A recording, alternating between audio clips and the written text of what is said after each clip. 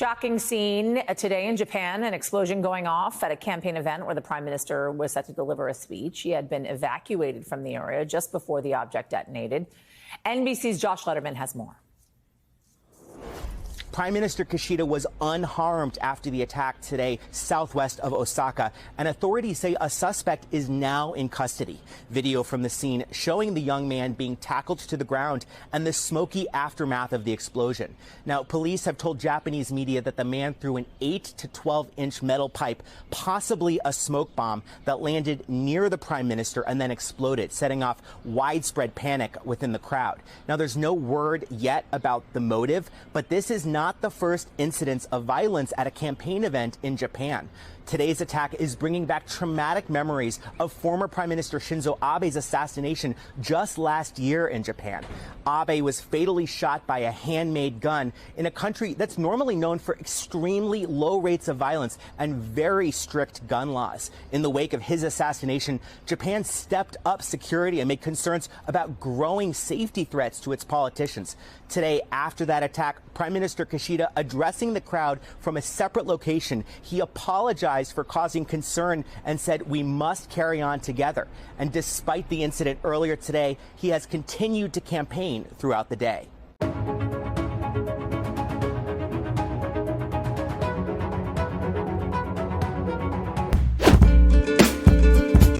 Eva Vardingerbroek lives in the Netherlands, which has long been Europe's biggest food producer. Now it's the global center of the bug food industry.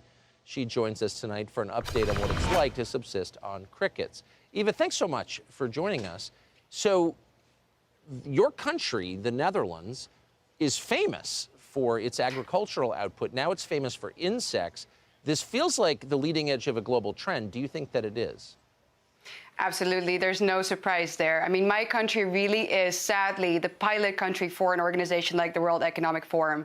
We are sort of the tester kit of the 2030 agenda. So the fact that we, the second largest exporter of agricultural products in the world, our nation with such a rich farming history is now cracking down on its farms and opening insect factories should be of no surprise to you.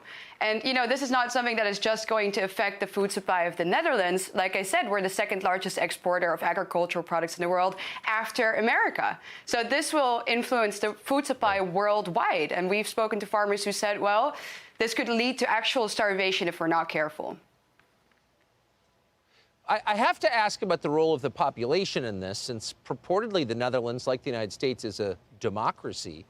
Do the people of the Netherlands want to eat bugs? Is this happening because there was a popular outcry, bring us more bugs?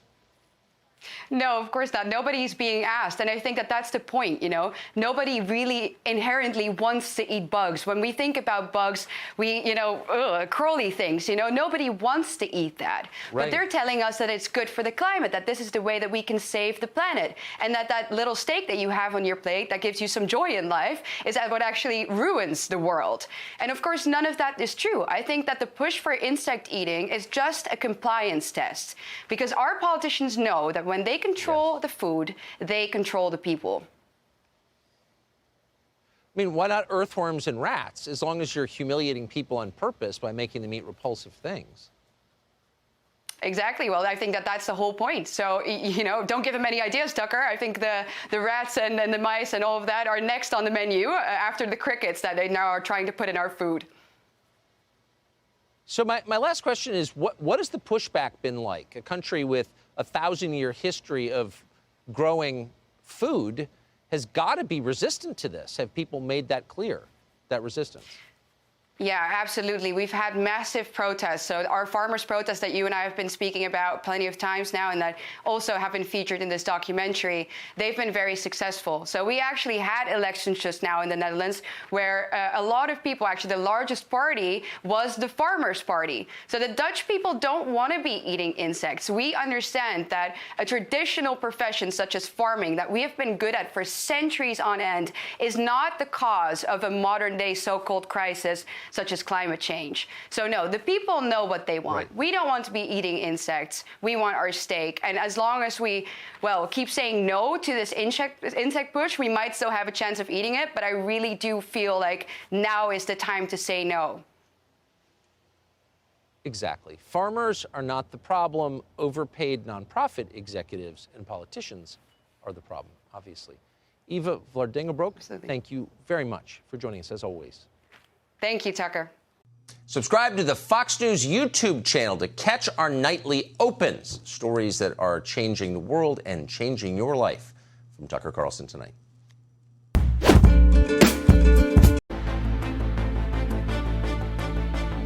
Welcome back from the Fox studio lot in Los Angeles. We're happy to be here. For more than 100 years, the United States has, as a matter of official policy, opposed dictatorships around the world. But what if tyranny arrived right next door? What would that look like? And what would our government do in response? Would we liberate the people living under authoritarian rule as we have around the world? That is the topic of our upcoming Tucker Carlson Originals documentary, Oh Canada. Here's a first look at what we found. The cost of freedom is always high, but Americans have always paid it.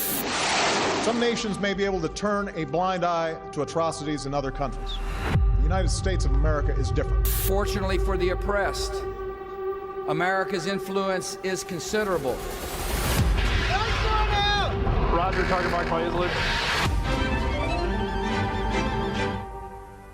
Oh, mankind. We like to say people kind. Exactly. All right. The police then moved in and arrested me. Bye, Daddy. In the entire time that I was in prison, they shot me point blank. My mouth, my nose, my eyes. I received bruises, my hands were bleeding. We'll place you under arrest right now. I was arrested and cuffed and put in jail.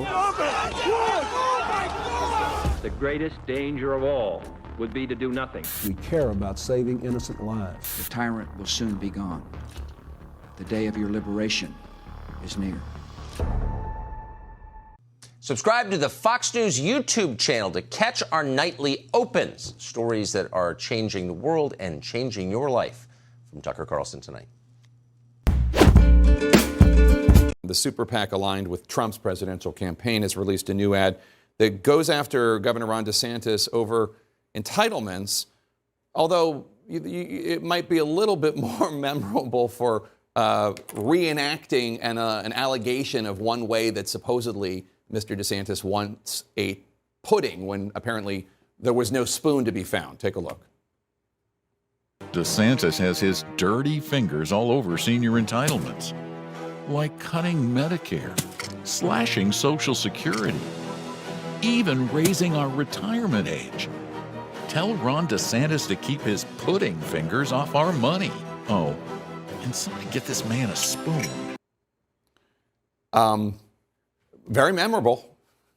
It was an ad obviously meant to invoke disgust, and it is disgusting, that ad. But at the same time, the positions that the ad is putting forward about no cuts to Medicare and Social Security look far more similar to, positions that the President Biden just a few weeks ago was defending and saying we will not cut Medicare and Social Security. So it's an interesting contrast, but certainly very creative. But it's also interesting, and I do want to get you to weigh in on the pudding part of this also, but Donald Trump, as the Washington Post pointed out, every single budget that he sent to Congress had proposed cuts in Medicare and Social Security programs, every single one. And in 2020, he told CNBC that entitlements would be on the table. Yeah, but he lied, right? He also told voters that he wanted, that he was never going to touch their Social Security. He's always been against it when it actually would matter. This is sort of a sop to a wing of the Republican Party. Look, I think the ad, is kind of brilliant, right? I mean, Churchill famously complained about puddings that have no theme, but to get shots about your entitlement position in with the theme of pudding is kind of clever, and it's going to stick. Not only is it going to stick in people's heads, it is going to get, like it just did, enormous free media because it's just so weird and gross, and everyone's like, "Can you believe they're doing this?" And it's a smart play. Republicans have a real problem on their hands here. And it is more than just abortion.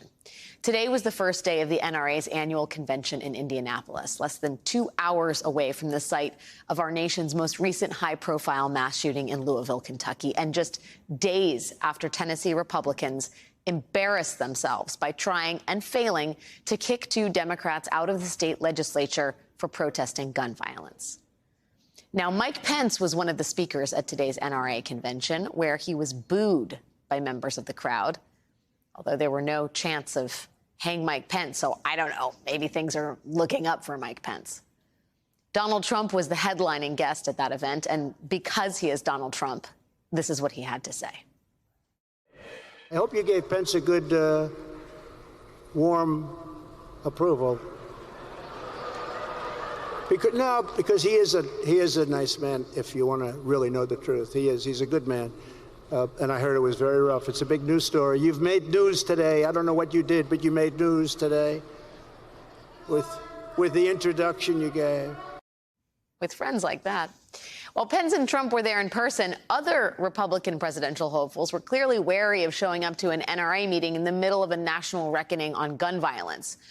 So they traveled to the NRA convention using the internet. Ladies and gentlemen, please direct your attention to the screens for a special message from Florida Governor Ron DeSantis. Hello, this is Governor Ron DeSantis. Hello, Senator Tim Scott. Hi, it's Nikki Haley coming to you from Iowa. Warmest regards from Iowa, all you people I don't want to be seen with in Indiana. There is a reason these Republicans are not showing up to the NRA convention. There is a reason they are sending in video messages. There is a reason they won't answer the questions and there is a reason why they sign the bills in the dead of the night. Because their extreme positions on everything from abortion to guns, those are terrible politics. They are totally at odds with the American public. So Republicans know this, but somehow they just don't really want to do anything about it.